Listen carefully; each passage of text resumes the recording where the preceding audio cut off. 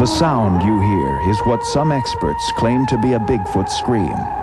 Recorded in the state of Washington by a group of campers in 1971, it is regarded as the highest quality audio of the creature ever captured.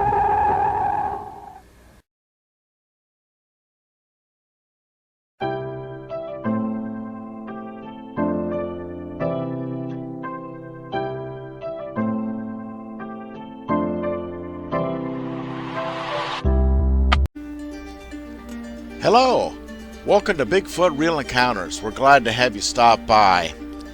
We'd also like to take this time to invite you to share your encounter. You can send your stories to the email bfrealencounters@mail.com, where we will feature your story with all of the respect that it deserves. So send your stories in, bfrealencounters@mail.com. We look forward to hearing from you and your great stories soon.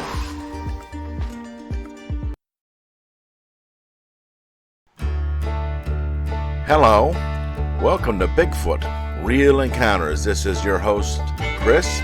Thanks to all of our returning viewers as well as all of the new viewers to the channel. Thank you for clicking on this video. This is one of the safe places to share your encounters, to get the stories off your chest. Many people have PTSD symptoms after having an encounter with a Bigfoot, and family and friends don't believe them, which isn't cool at all. So consequently, many folks have held on to stories that have given them nightmares, trouble sleeping, and many other side effects for many years, decades even. Well, now there is a movement, if you want to call it that, going on where you can share your stories online to some of the websites where you can report a sighting, and a lot of the YouTube channels now where you, like this one, and Steve Isdall's, which is howtohunt.com. Scott Carpenter takes a few. Dixie Cryptid is a big one on the stories, as well as Buckeye Bigfoot and Bigfoot Case Files with Lynn Smith. So now is one of the best times ever to get your stories out into the public realm, make those details known to other people.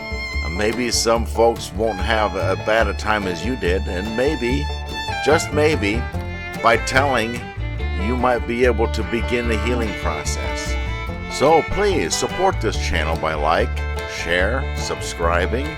Check out the links below. Go ahead and get Jeffrey Lilly's books, Blessed and Cursed, as well as Bigfoot and Stellar J's River Day for children. It's a good book. Also, go ahead and check out the private Facebook group, Bigfoot Anonymous.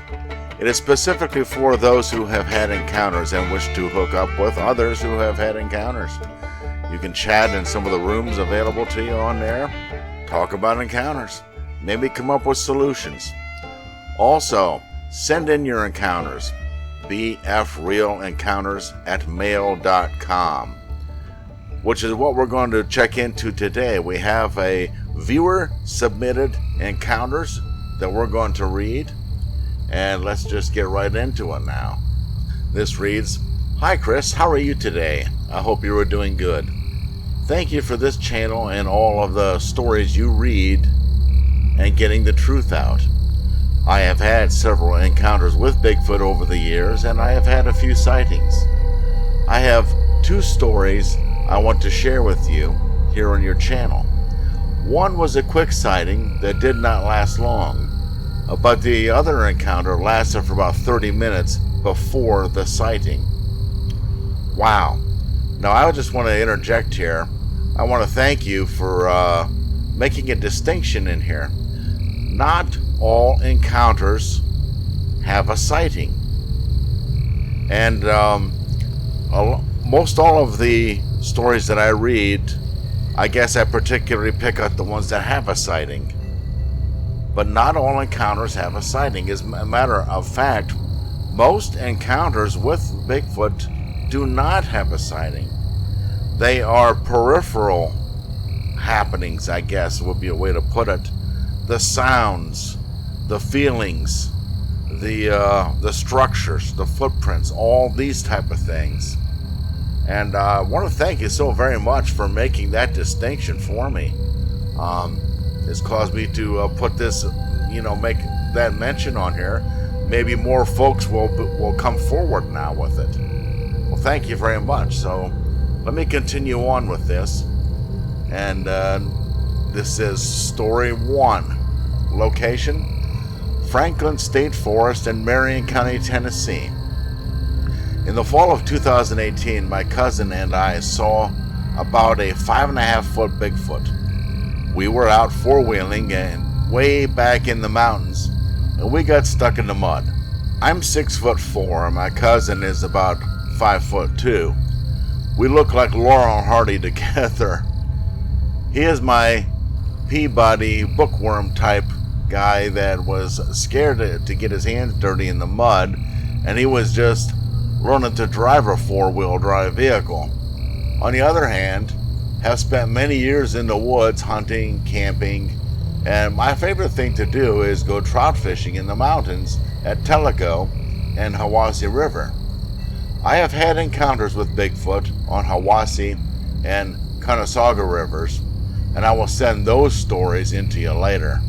Anyway, it was right before dark, and it had began raining very hard, but it had stopped.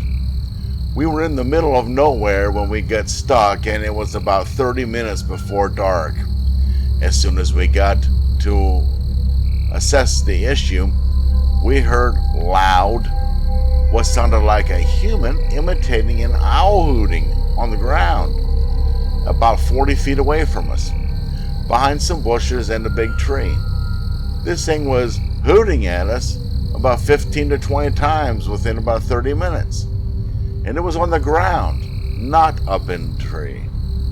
We had to use some logs around the area to help get us out of the mud, and it worked. We got the vehicles out of the mud, and I turned to walk to that tree, and I got a good look at this small Bigfoot from about 30 feet away. He had solid black eyes and jet black hair, about 3 inches all over his body.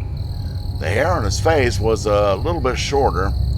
It did not have much of a cone-shaped head. It was more round. His hair was jet black, and it was very pretty Bigfoot. It could have been a female Bigfoot, but I did not see any breasts. This little Bigfoot was very quick. It darted in and out behind the trees, ducking and weaving and bobbing, and then it stood still for a minute, and we locked eyes together. This young Bigfoot was just curious to see what we were doing, and I think it really wanted to interact with us. It did interact with us, and I felt that it was a friendly Bigfoot. Like I said, it was very pretty and looked well groomed. I'm the one that walked away first and went and got on our vehicle and laughed as the Bigfoot sat and watched us leave. We talked about that all the way home and still talk about it to this day. That is amazing. And another type of interaction with Bigfoot, which I just love to learn about as we get a more complete picture of what these beings are like. A pretty one and a young one. That's just totally amazing. And it was very friendly. That's the type of Bigfoot encounters that we all would like to have. And just something to think about. I would imagine you can count on Mama being close by, watching the whole thing. So it's a good thing that you're a friendly guy, okay? Because you made it out of there because you were friendly to the young one. And I'm certainly glad to hear that. There probably are folks who would like to have bagged it, drug it out of there for proof, which wouldn't have worked because the powers that be would have covered it up and all kinds of things if you'd have made it out of there anyway. So enough of that dark side crap. But anyways, what a story. What an encounter. I am so glad that you sent that in. All right. Now we're going to take a look here at story number 2. This story started in the fall of 2018 and is still going on today. Oh, wow. I do want to hear more of these. So whenever you do get time, send them in. There's a pretty good sized family of Bigfoot that live close to me on the outskirts of Chattanooga, Tennessee, right outside the city on the Tennessee River. There is about 8 to 10 in this particular family group. They are protected on private and government land. They have everything they need there. There is tons of deer, caves, water, fish, and an enormous amount of resources. The first day I saw them, they were slipping in and out of the caves. Even though they were across the river, I could see them because it was in wintertime and all the leaves were off the trees. I would notice one figure be standing at the mouth of the cave, then it would be gone.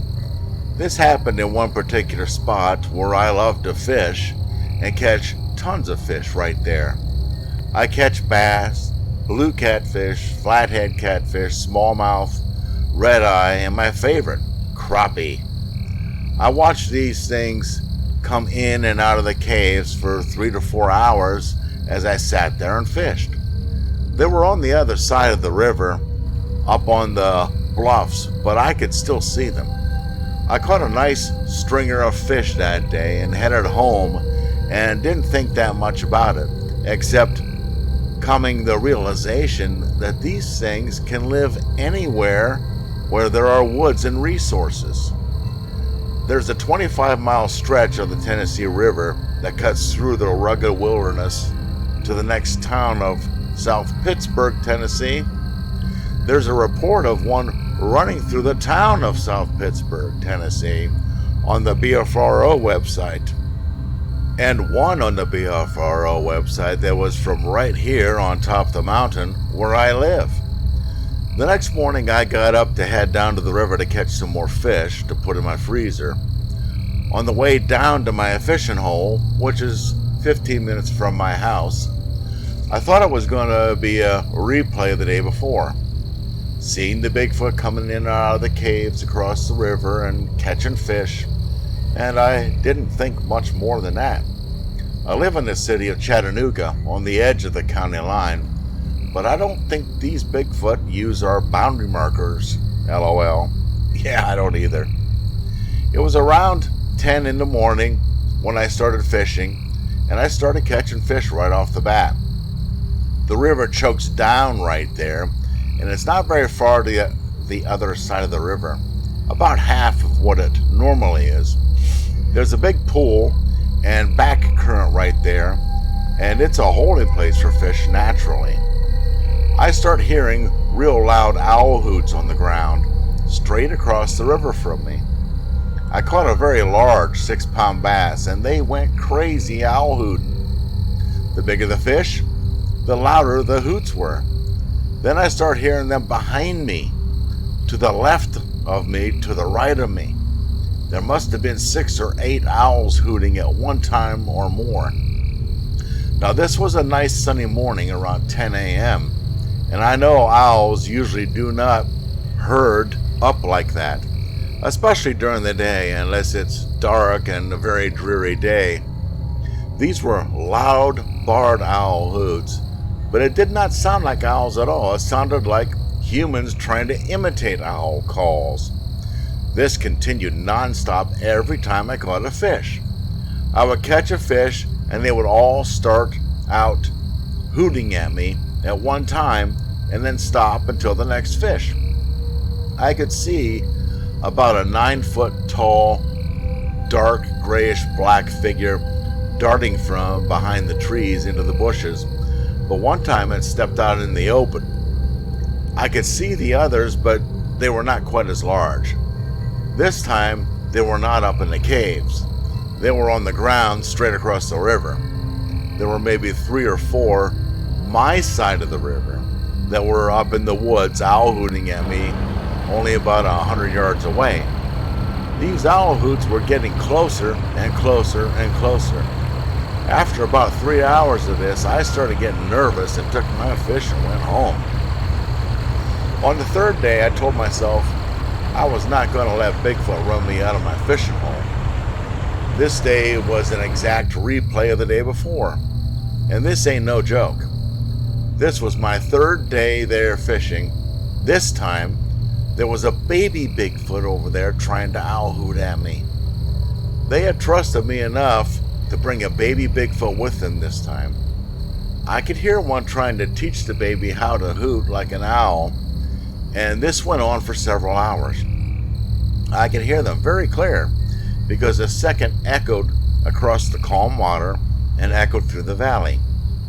These Bigfoots still live there today, and I do not tell anyone about their exact location because I don't want anyone out there messing with these guys because they seem okay. That's a good idea. But I do tell people they are not far from Chattanooga city limits, and stay alert while in the woods or on the river fishing. They're not bashful about showing themselves to me or interacting with me at all. I verbally told them if they would not be a threat to anyone, I would not tell anybody their exact location. Regardless if they understood me or not, these Bigfoot have not done anything aggressive to me. They have just been curious, and I guess they like watching me fish, LOL. It makes me wonder if they go noodling there at night time. Something tells me they do. You can read this story to your audience if you want to. And if you'd like, I can send you some more stories when I get a minute. My name is Dale P. Thank you, and have a great day. Well, Dale, thank you. This is some great insight to daily activity into Bigfoot that I don't think many folks have had the opportunity to witness, let alone heard. This is extraordinary. Thank you so much for sharing that. I think they want some of your fish. I don't know. No, I'm not big on the idea of gifting. It seems like you have an understanding with them that you're not going to give their exact location away as long as they're not threatening to you. So you have an agreement with these people, okay? And it's working. I don't know if I would go much further than that. If they start getting closer to you and doing threatening things, maybe you might wish to have a deal like, I'll give you a part of my fish if you leave me alone, but I wouldn't go there just yet.